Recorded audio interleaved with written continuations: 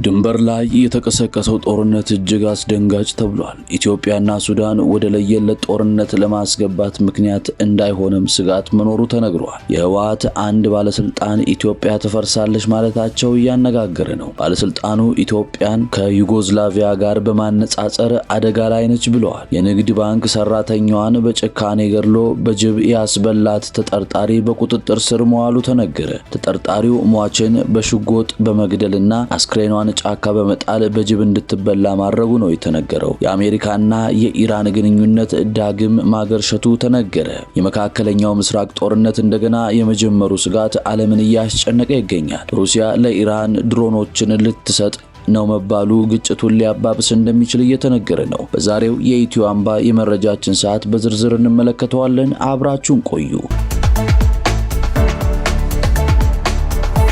የሀገር ውስጥ መረጃዎችን ስናስቀድም ድንበር ላይ ውጊያ መቀስቀሱ ተሰማ። የሱዳን ጦርነት ወደ ኢትዮጵያ እየተስፋፋ መሆኑን የሚያሳዩ መረጃዎች ከድንበር ስፍራዎች ተሰምተዋል። ጦርነቱ ወደ ኢትዮጵያ ግዛት መጠጋቱ ተነግሯል። ለኢትዮጵያ ቅርብ በሆነው የሱዳን ቡልናይል ግዛት ከባድ ውጊያ እየተደረገ ይገኛል። ፈጥኖ ደራሽ ኃይሉና የሱዳን ጦር ስትራቴጂክ ስፍራዎችን ለመቆጣጠር እየተጋደሉ ነው። በውጊያው ስፖልሞ ተብሎ የሚጠራው የደቡብ ሱዳን አማጺ ከሄማቲ ጦር ጋር ተሰልፏል። በተጨማሪ ፈጥኖ ደራሽ ኃይሉ ከአሶሳ በኩል ድጋፍ እያደረገ እንደሚገኝ የሱዳን ምንጮች ዘግበዋል። የኢትዮጵያ ውጭ ጉዳይ ሚኒስቴር ባለፈው ሳምንት ባወጣው መግለጫ የህወሓት ቅጥረኛ ወታደሮች በምዕራብ ኢትዮጵያ አቅጣጫ ከአልቡርሃን ኃይሎች ጎን ተሰልፈዋል ሲል መክሰሱ አይዘነጋም። ህወሓት በበኩሉ ይህን የ4 ኪሎ ክስ መሰረተ ቢስ ሲል ውድቅ አድርጎታል። የህወሓት ምክትል ሊቀመንበር የሆኑት አቶ አማኑኤል አሰፋ በቅርቡ ባጋሩት ጽሑፍ የኢትዮጵያ ወቅታዊ ፖለቲካና ማህበራዊ ቀውስ እጅግ አሳሳቢ በሆነ መልኩ ከቀድሞ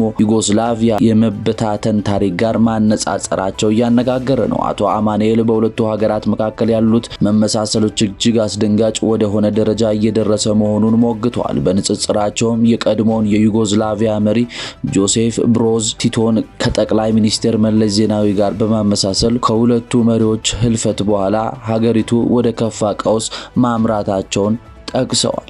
አቶ አማኑኤል አክለውም በዩጎስላቪያ የታዩት ዘግናኝ ወንጀሎች ማለትም የዘር ማጥፋት፣ አስገድዶ መድፈርና የጅምላ ጭፍጨፋ በኢትዮጵያ በተመሳሳይ ሁኔታ እየተሰሙ መሆናቸውን ገልጸዋል። የዩጎስላቪያ ደም አፋሳሽ መበታተን ለኢትዮጵያ እንደ ከፋ አማራጭ እየቀረበ መምጣቱን አስጠንቅቀዋል። በተጨማሪም በዩጎስላቪያ የነበረው የዴይተን ስምምነት ውድቀት በኢትዮጵያ ካለው የፕሪቶሪያ የሰላም ስምምነት ፈተናዎች ጋር እንደሚመሳሰል የጠቀሱት አቶ አማኑኤል ከ100 ሚሊዮን በላይ ህዝብ ያላት ሀገር ወደዚህ አደጋ ስትገባ ዓለም አቀፍ ማህበረሰብ ዝም ብሎ መመልከቱን ወቅሰዋል። ይህ የአመራሩ ጽሑፍ በሀገሪቱ የወደፊት እጣ ፈንታ ላይ ያለውን ጥልቅ ስጋት እና የሰላም ስምምነት አፈጻጸም ላይ ያለውን ተስፋ መቁረጥ በግልጽ የሚያሳይ ነው ተብሏል። በተያያዘ ዜና አቶ ጌታቸው ረዳና ሌሎች ባለስልጣናት ህወሓት ሀገር ለማፍረስ የተነሳ ቡድን ነው በማለት ሲከሱ መሰንበታቸው መረጃዎች ይጠቁማሉ።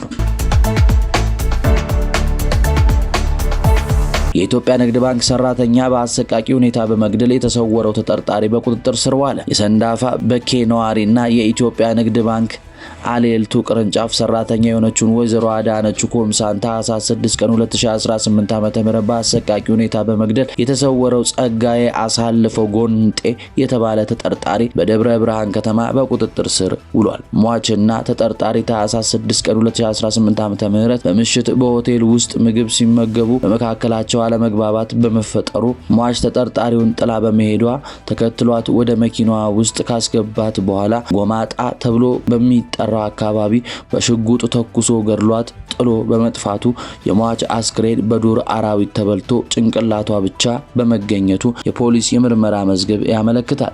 ተጠርጣሪው ወንጀሉን የፈጸመበት መኪናና ሽጉጥ በአሌልቱ ከተማ ጥሎ መሰወሩን የደረሰበት ፖሊስ በመኪና ውስጥ የደም ዱካና ሽጉጥ እንደ ማስረጃ በመጠቀም ግለሰቡን በቁጥጥር ስር ለማዋል ክትትል ሲያደርግ ቆይቷል። የኢትዮጵያ ፌዴራል ፖሊስ ከብሔራዊ መረጃ ደህንነት አገልግሎትና ከሌሎች የጸጥታ ደህንነት ኃይሎች እንዲሁም ከሰንዳፋ በኬ ከተማ አስተዳደር ጋር በመቀናጀት ባደረገው ከፍተኛ ክትትል ተጠርጣሪው የተለያዩ ሐሰተኛ መታወቂያዎችን በማውጣት በደብረ ብርሃን፣ በኬሚሴ፣ በሸዋሮቢና በአጣዬ ከተሞች ውስጥ ሰላማዊ ሰላማዊ ሰው መስሎ ሲንቀሳቀስ በቁጥጥር ስር ሊያውለው ችሏል። ፖሊስ በተጠርጣሪው ላይ ምርመራ አጠናክሮ የቀጠለ ሲሆን ማንኛውንም ወንጀል ፈጽሞ ከፖሊስ ለመሰወር የሚሞክር ወንጀለኛ ከህግ ማምለጥ እንደማይችል ገልጿል። ተጠርጣሪው በቁጥጥር ስር ለማዋል በተደረገው ጠንካራ ክትትል ትብብር ላደረጉ አካላት በሙሉ ምስጋና አቅርበዋል።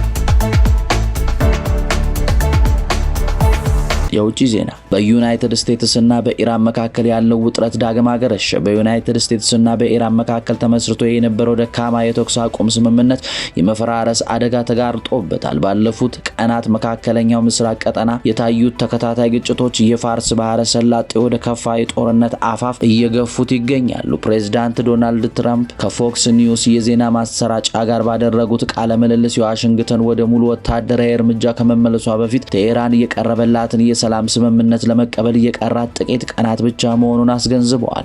ይህንን ተከትሎም የዋይት ሃውስ አስተዳደር በኢራን ላይ የሚደረገውን ዲፕሎማሲያዊና ወታደራዊ ጫና በከፍተኛ ሁኔታ አሳድጓል። በሌላ በኩል የአሜሪካ መካከለኛ ሚኒስቴር የነዳጅ ጫና መርከቦች ደህንነት ለማስጠበቅ የሚከናወነውን የፕሮጀክት ፍሪደም የተሰኘውን ወታደራዊ ዘመቻ እያሰፋ መሆኑ ተገልጿል። በዚሁ መሰረት በሆርሙዝ የባህር ሰላጤ ሊከሰት የሚችለውን የባህር ላይ ፍልሚያ ለመከላከል አጥፊ የጦር መርከቦችን በስፋት እየተሰማሩ ይገኛሉ። የአሜሪካ ወታደራዊ ባለስልጣናት ባወጣው መግለጫ ትናንት ምሽት በዓለም አቀፍ የንግድ መርከቦች መስመር ላይ እንቅፋት ለመፍጠር የሞከሩ በርካታ የኢራን ፈንጆች፣ ፈጣን ጀልባዎችና ሰው አልባ አውሮፕላኖች መክሸፋቸውን አረጋግጧል። ይህ በእንዲህ እንዳለ የዓለም የንግድ ገበያና ቀጠናው ኃይሎች የዋሽንግተንና የቴሄራን ቀጠና ስልት እርምጃዎች በከፍተኛ ጥንቃቄ እየተከናወኑ ይገኛሉ።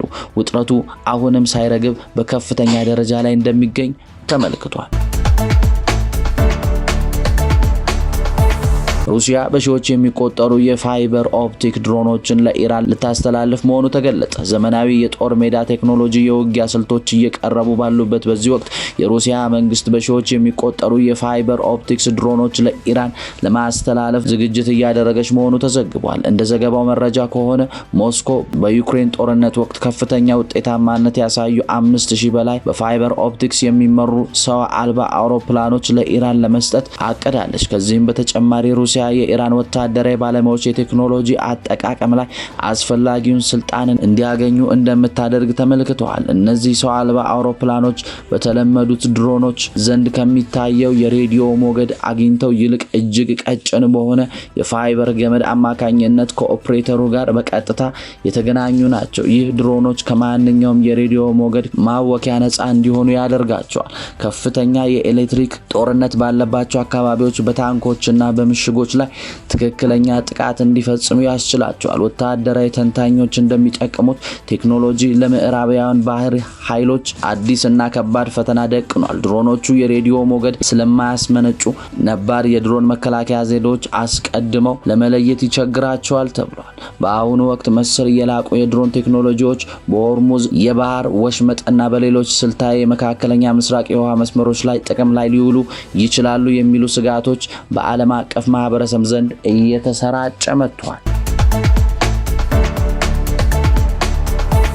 አሜሪካ በእስራኤል በቋሚነት የሚሰፍር ወታደራዊ ኃይል ለማሰማራት እየሞከረች መሆኑ ተገለጸ። በመካከለኛው ምስራቅ ያለው ቀጠና ውጥረት እየተባባሰ በመምጣቱና የጦር መሳሪያ ሽያጭ በከፍተኛ ሁኔታ በመጨመሩ በአሁኑ ወቅት ዩናይትድ ስቴትስ በቋሚነት የሚሰፍር ወታደራዊ ኃይል በእስራኤል ግዛት ውስጥ ለማሰማራት እያሰበች መሆኑ ታዋቂ ዓለም አቀፍ መገናኛ ብዙሃኖች እየዘገቡ ይገኛሉ። የእስራኤልና የቻይና የዜና ምንጮች ከፍተኛ የደህንነት ባለስልጣናዊ ዋቢ በማድረግ እንደገለጹት ዋሽንግተን የአሜሪካ ወታደሮችን በቋሚነት በእስራኤል ለማስፈር የሚያስችል እቅድ ላይ ውይይት እያደረገች ይገኛል። ይህ እርምጃ ተግባራዊ የሚሆን ከሆነ አሜሪካ በቀጠናው ለበርካታ 10 ዓመታት ስትከተለው የቆየችውን ወታደራዊ ስትራቴጂ መሰረታዊ ለውጥ ሊያጋጥመው እንደሚችለው ተመልክቷል። ይህ ዘገባ የወጣው በእስራኤልና በኢራን መካከል ጊዜያዊ የተኩስ አቁም ስምምነት ባለው ወቅት ቢሆንም ዩናይትድ ስቴትስ ለእስራኤል የምታደርገውን ወታደራዊ ድጋፍና የጦር መሳሪያ አቅርቦት በከፍተኛ ሁኔታ እያፋጠነች ባለችበት ወቅት ነው። ይሁን እንጂ አሁን ድረስ የቀጠናው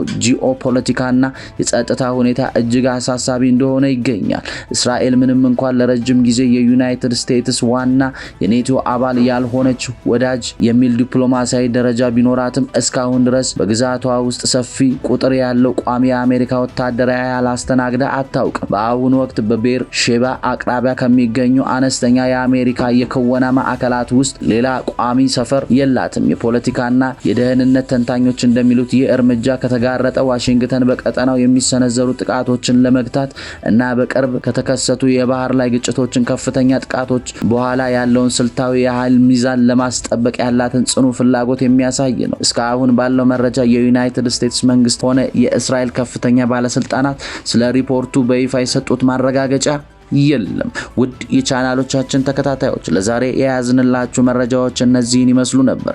ቻናላችንን ላይክ፣ ሼር እና ሰብስክራይብ በማድረግ ተወዳጁን እያልን አብራችሁን ስለቆያችሁ እናመሰግናለን። ሰናይ ጊዜን ተመኘን።